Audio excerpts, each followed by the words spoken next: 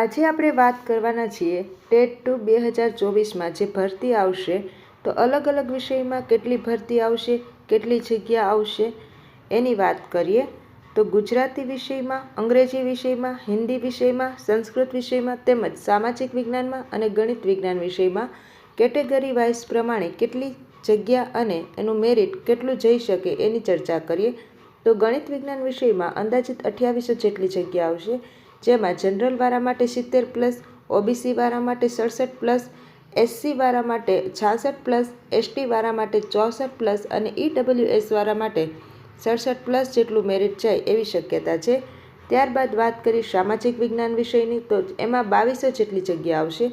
તો જનરલ વાળા માટે 71+, ઓબીસી વાળા માટે 68+, એસસી વાળા માટે 65+, એસટી વાળા માટે 64+, ઈડબ્લ્યુએસ વાળા માટે 69+ જેટલું મેરિટ અટકે એવી શક્યતા છે.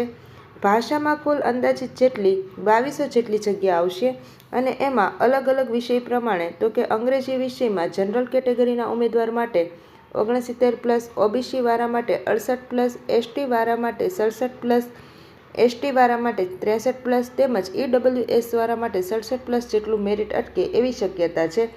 ગુજરાતી વિષયની વાત કરીએ તો જનરલ વાળા માટે 69+, ઓબીસી વાળા માટે 68+, એસસી વાળા માટે 67+, એસટી વાળા માટે 66+, તેમજ ઈડબ્લ્યુએસ વાળા માટે 68+ જેટલું મેરિટ અટકે એવી શક્યતા છે.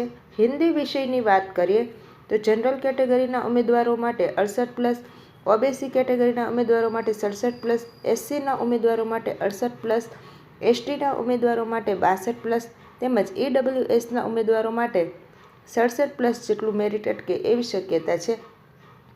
સંસ્કૃત વિષયની વાત કરીએ તો જનરલ વાળા માટે 67+, ઓબીસી વાળા માટે 66+, એસસી વાળા માટે 67+, એસટી વાળા માટે 64+, તેમજ ઈડબ્લ્યુએસ વાળા માટે 66 જેટલું મેરિટ અટકે એવી શક્યતા છે.